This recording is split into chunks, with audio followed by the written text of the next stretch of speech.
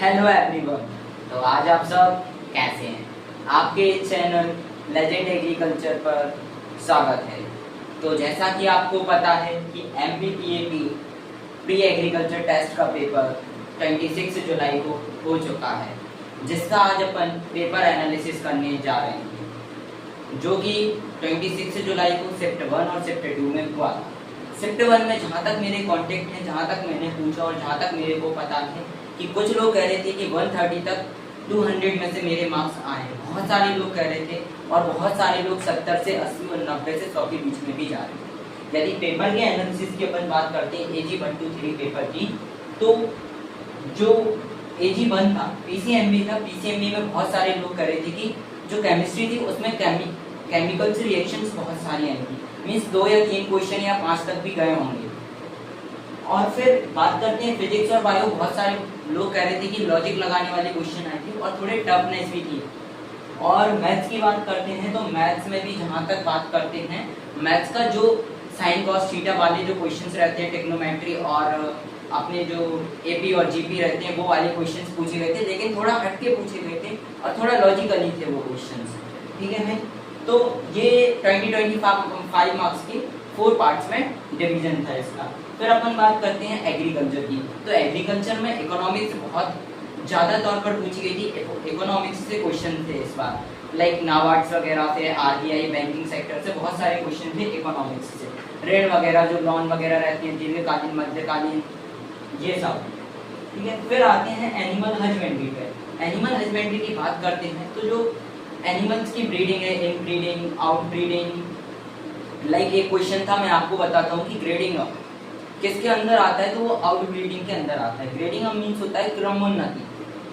तो ये जो अउन्नत नस्ल के पशु रहते हैं उनको सुधारने के काम में आती है। तो ये ब्रीडिंग से क्वेश्चन पूछे थे बहुत सारे। और जो पोल्ट्री मैनेजमेंट था उससे भी क्वेश्चन पूछे गए थे। पोल्ट्री में सबसे ज़्यादा पोल्ट्री मैनेजमेंट से पूछे गए थे, कैनना वैलीज में वगैरह वगैरह। फिर इसके बाद अपन बात करते हैं पेपर एनालिसिस की पूरे तौर पर। तो इसका निष्कर्ष ये निकलता है कि पेपर जो था ना वो इजी टू मॉडरेट था, मीन्स कुछ लोगों को टफ भी लगा और कुछ लोगों के लिए बहुत इजी टू मॉडरेट रहा। और क्यों लगा? क्योंकि थोड़े थोड़े सिंपल क्वेश्चन थे, एग्रीकल्चर कॉमन क्वेश्चन थे थोड़े थोड़े।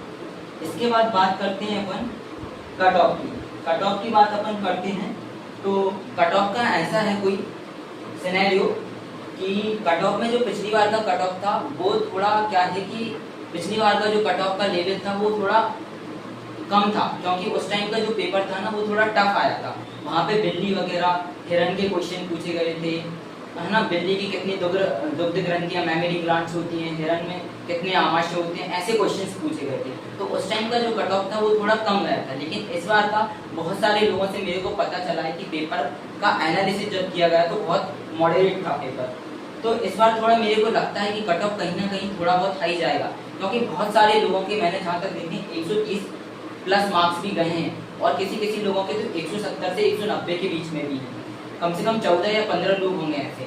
और 70 से 80 के मार्क्स के बीच में 200 में से बहुत सारे लोग गए, बहुत सारे लोग। और 90 से, और यदि एवरेज देखा जाए तो 90 से 110, 200 में से 90 से 110 मार्क्स बहुत सारे लोगों के आए। तो कहीं ना कहीं मेरे को लगता है कि कट ऑफ में थोड़ा इंक्रीजेस हो सकता है। और बाकी एक और इन्फॉर्मेशन है आपके लिए कि 2026 में अब जो MPPAP का पेपर होगा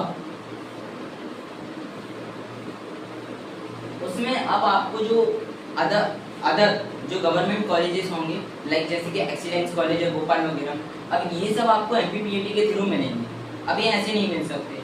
फिर प्रेफरेंस लिस्ट होगी, तब जाके आपको BSc एग्रीकल्चर करने का मौका मिल पाएगा। तो अब आप समझ ही सकते हैं, बस यही लास्ट मौका था आपके पास कि बिना MPPAP के थ्रू आप कहीं पे भी कोई सी भी कॉलेजेस में जा सकते हो, प्राइवेट या गवर्नमेंट।